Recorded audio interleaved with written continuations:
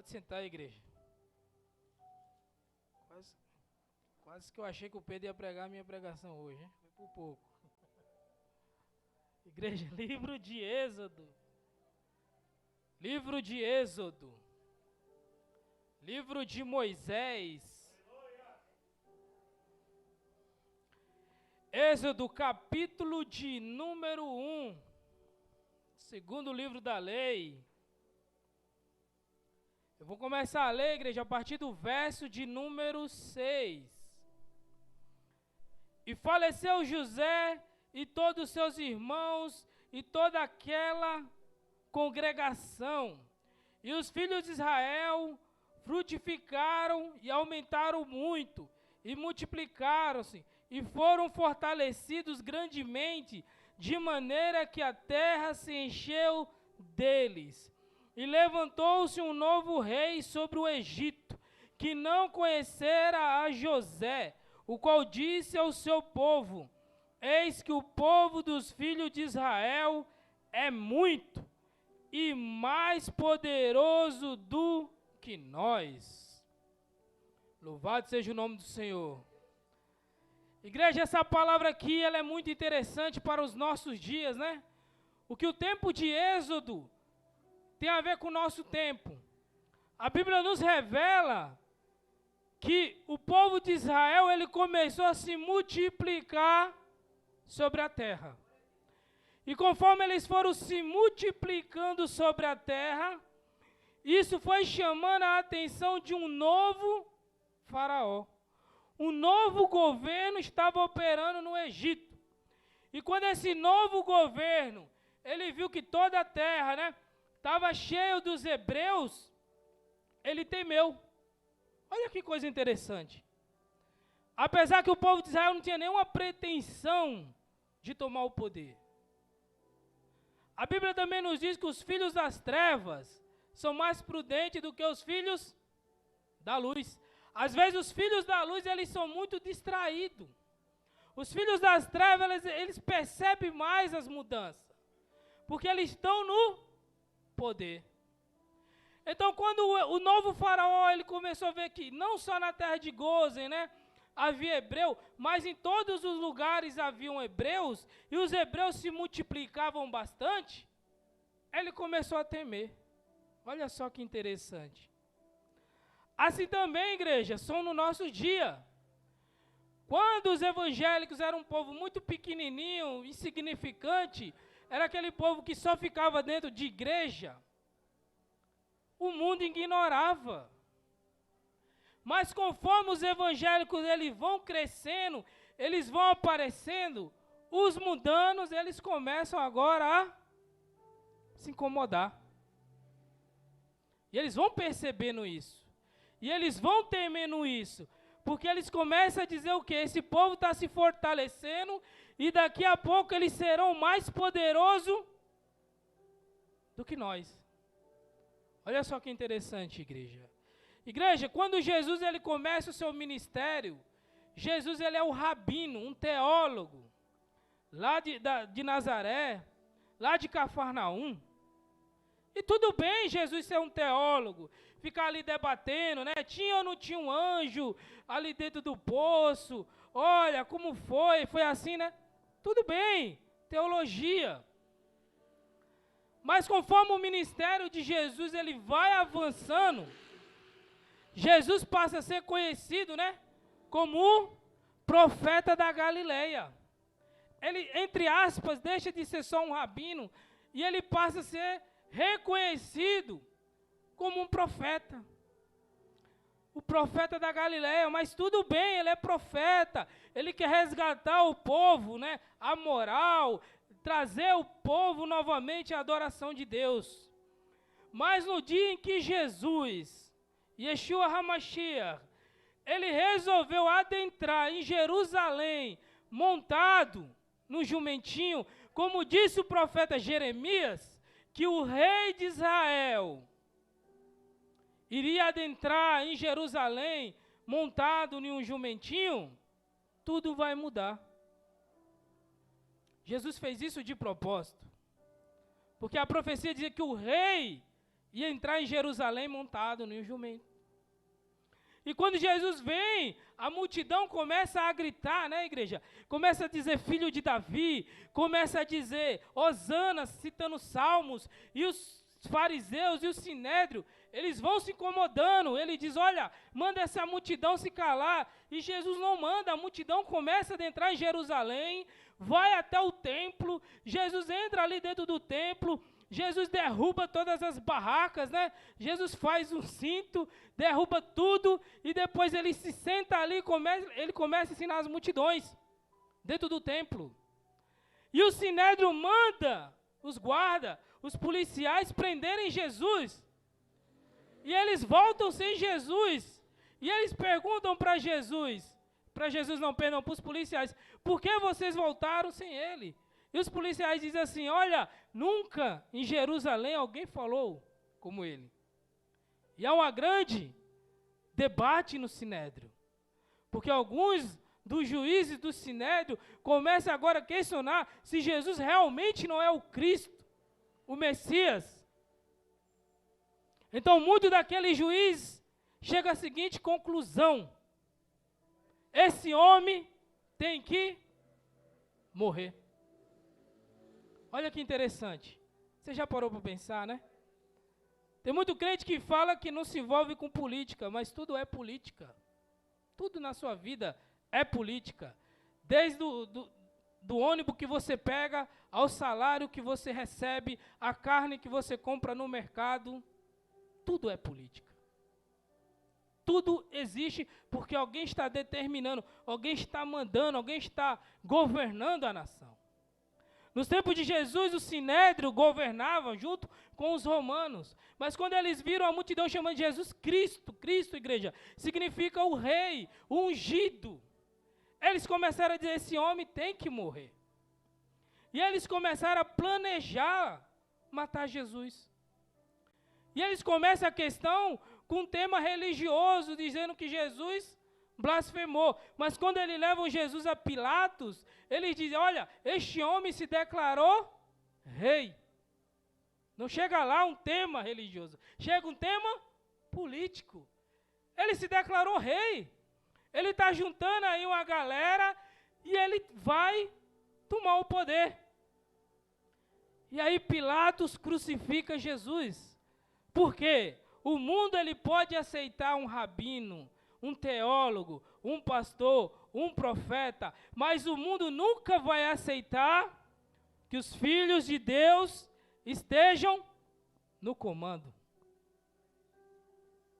E foi isso que aconteceu aqui, igreja. O faraó começou a ver que o povo estava se multiplicando, que logo aquele povo ia ser muito mais poderoso do que eles. Então olha o que ele diz aqui no versículo de número 10. Eia, usamos de sabedoria para com eles, para que não se multipliquem. O mundo, ele começa a perceber isso. Só que tem muitos irmãos que não percebem, porque tem muitos irmãos que acham que perseguição só começa quando a polícia bate na sua porta. Não é assim, meu filho. O mundo ele começa a querer, em primeiro lugar, barrar a obra. Ele começa a buscar maneiras de impedir que os crentes avancem. Eles disseram, temos que impedir que eles se multipliquem. Temos que impedir que eles cresçam. Vamos usar dele com sabedoria, ou seja, de uma forma que eles não percebam que nós estamos armando cilada contra eles.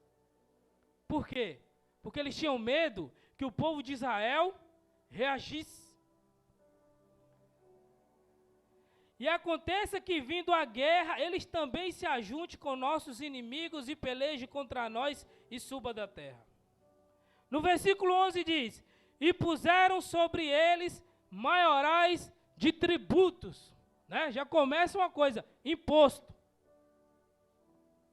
Você já imaginou como o mundo ele tem preocupação com os dízimos da igreja? É o que o mundano fala na internet. Ah, os dízimos. Ah, ninguém tem preocupação com o salário dos políticos. que é do nosso trabalho. Ninguém tem preocupação com o que gasta no bar, de segunda a domingo. Mas com a igreja, há essa preocupação. Mas a igreja não paga imposto. Tudo é uma justificativa para parar a obra, igreja. E eles colocaram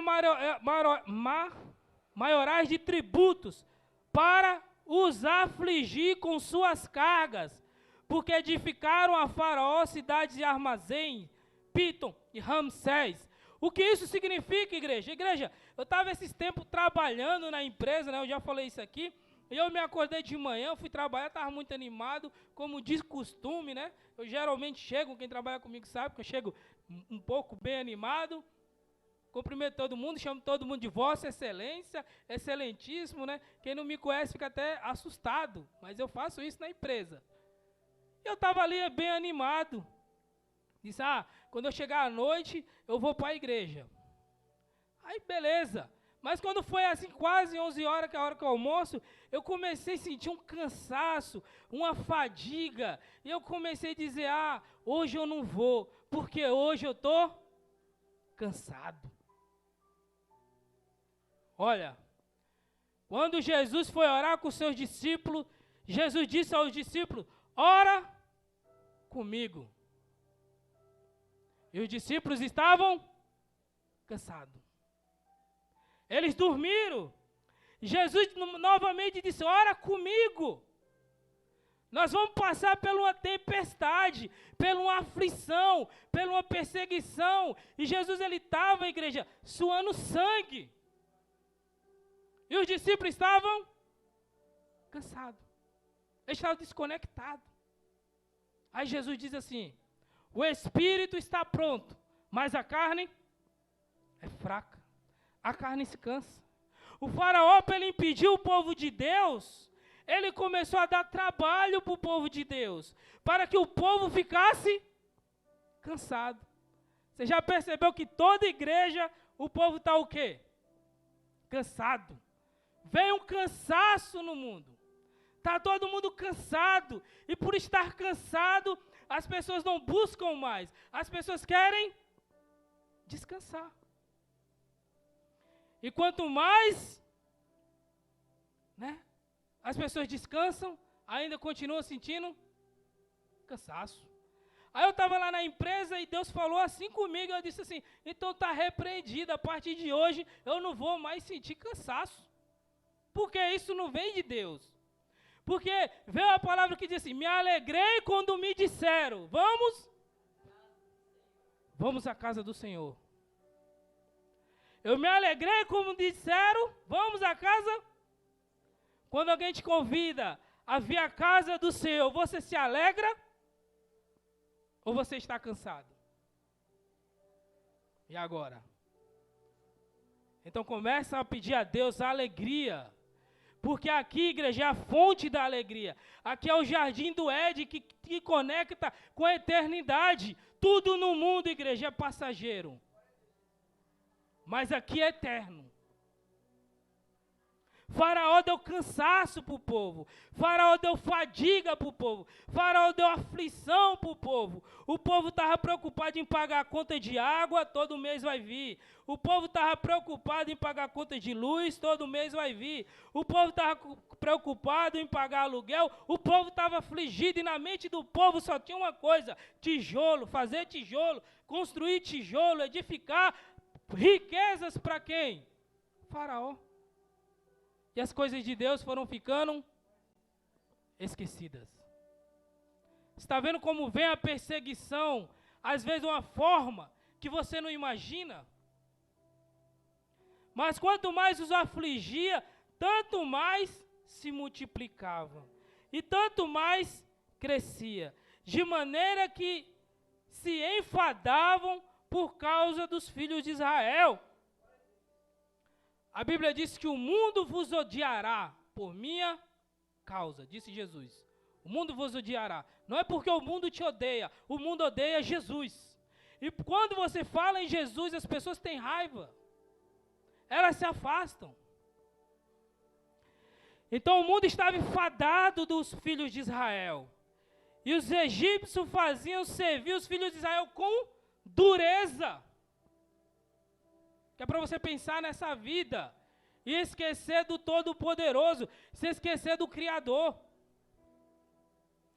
E assim que lhes fizeram amargar a vida, com dureza, com servidão, em barro, em tijolo, com todo o trabalho no campo, com todo o seu serviço e com todos os obrigavam com dureza, em que os obrigava com dureza.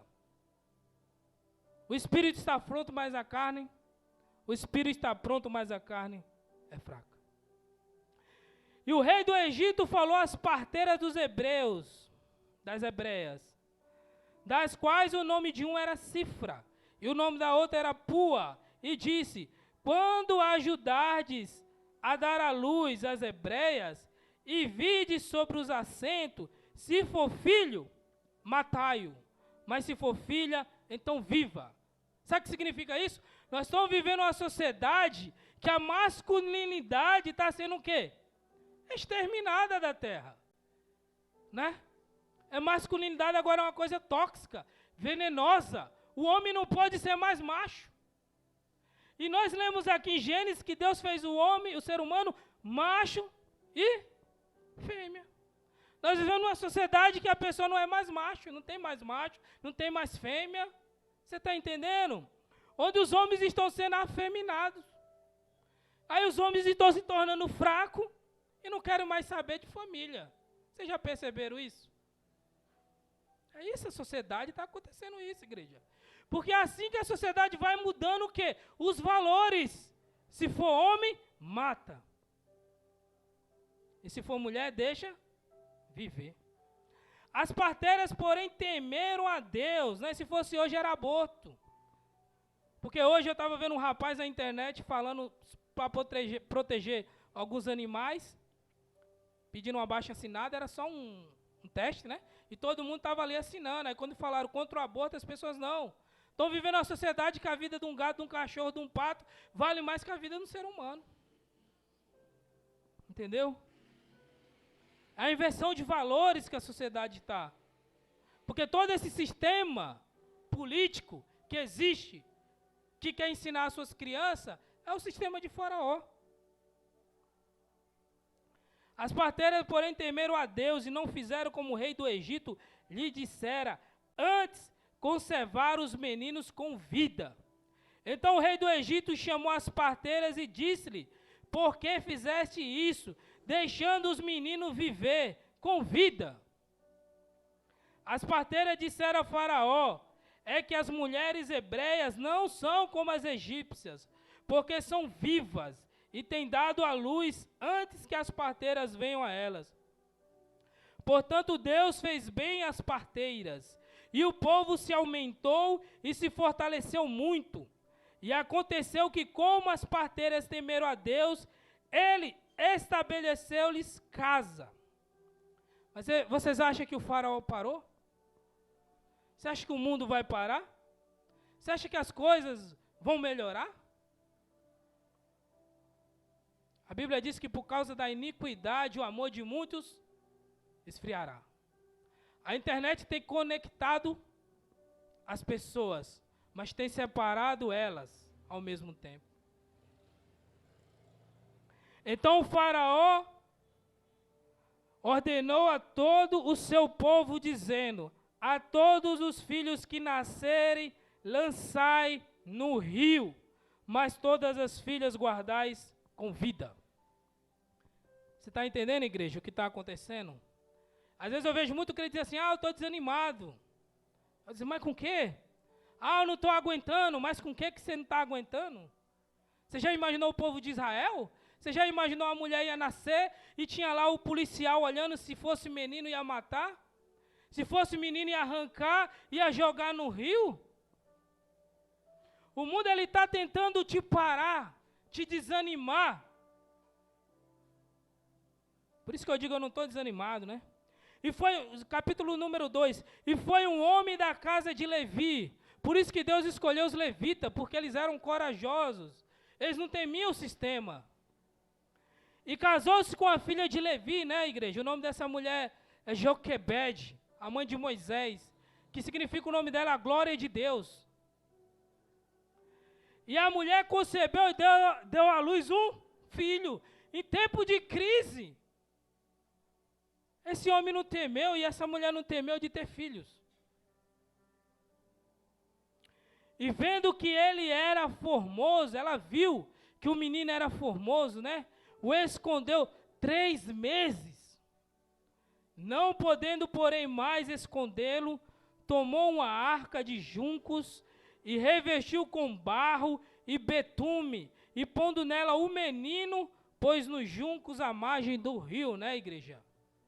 Igreja, Deus dá sabedoria aos seus servos. Nos filmes, geralmente, coloca ali o cestinho do Moisés no meio do rio e o rio levando, não. Joquebede, ela teve uma ideia para salvar a sua vida. Assim como Noé construiu uma arca para salvar a sua vida, Joquebede construiu uma arca para salvar o seu filho. O problema dos pais hoje em dia é que eles não pensam mais assim. Eles querem que outras pessoas cuidem dos filhos dele. Ele quer que o Estado cuide do filho dele. O mesmo Estado que você não sabe o que quer ensinar teu filho. Você não sabe o que o professor lá da escola pensa na cabeça dele. Então as pessoas pegam os filhos e dão para o governo cuidar, levam para a escola, dão para a faculdade. Né, igreja? Mas Deus quer que você saiba. E tomou a arca e revestiu-a com barro. Isso que fala de proteção. E pondo nela o menino, pôs no junco à margem do rio. E sua irmã postou-se de longe para saber o que lhe havia acontecido, né? Essa é Miriam, e a filha de Faraó desceu a lavar-se no rio. E as suas donzelas passeavam pela margem do rio. Você já imaginou, enquanto o Faraó estava querendo matar todos os hebreus, Deus estava preparando uma surpresa para ele. Porque quando a filha dele foi tomar banho, Deus deu sabedoria a Joquebede, coloca esse cesto ali onde a filha de Faraó vai tomar banho. Você já imaginou o que é que Deus faz, igreja? Em tempos de crise, Deus dá solução ao seu servo. E a filha de Faraó desceu e lavou-se no rio, e as suas donzelas passeavam pela margem do rio, e ela viu a arca, e no meio dos juncos, e enviou a sua criada, que a tomou, e abrindo-a viu o menino, e eis que o menino chorava, e moveu-se de compaixão dele e disse, dos meninos dos hebreus é esse. Olha que coisa interessante, o crente, até quando ele é bebê, ele é conhecido. Filho de crente não pode ser igual filho do mundano. Hoje em dia não dá para diferenciar quem é filho de crente, quem é filho de ímpio. Né? Eu sou de um tempo que na maioria da sala que eu estudei, eu era o único crente. O único. Eu sou de um tempo que na escola vinha o ídolo e a gente tinha que a gente não, que eu não me ajoelhava, mas os outros tinham que se ajoelhar e rezar para aquele ídolo.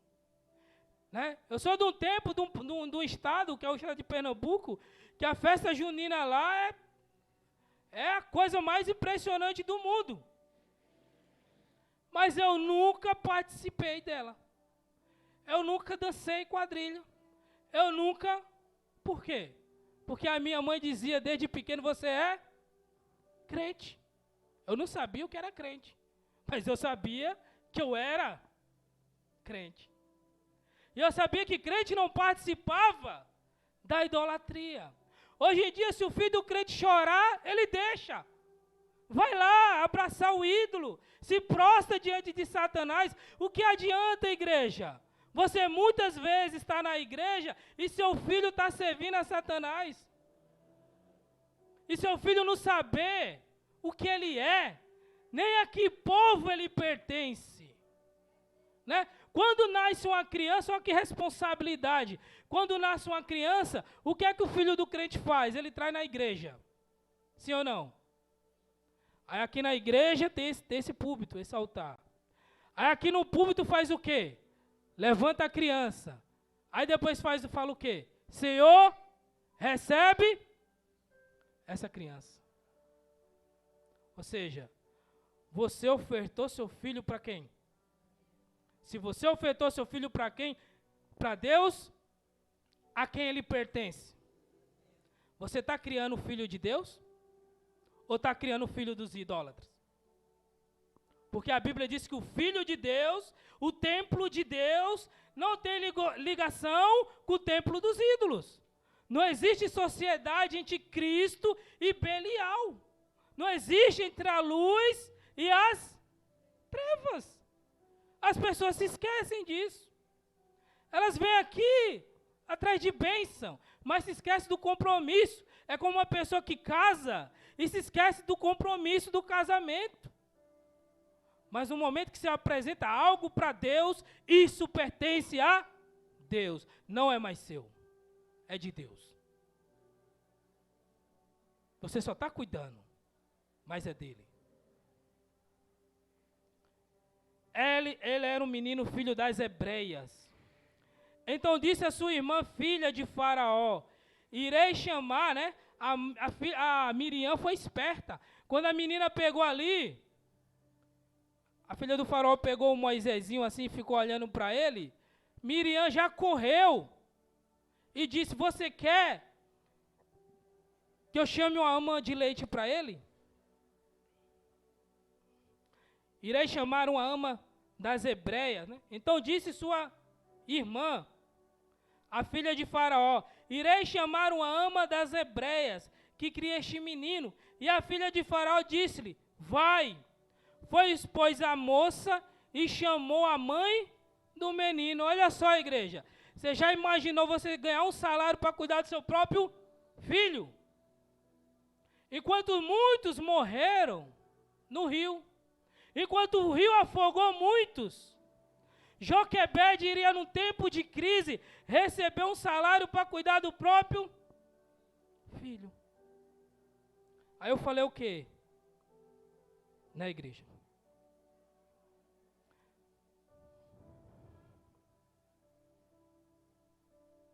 Então, e a filha de Faraó disse-lhe, vai. Foi, pois, a moça e chamou a mãe do menino.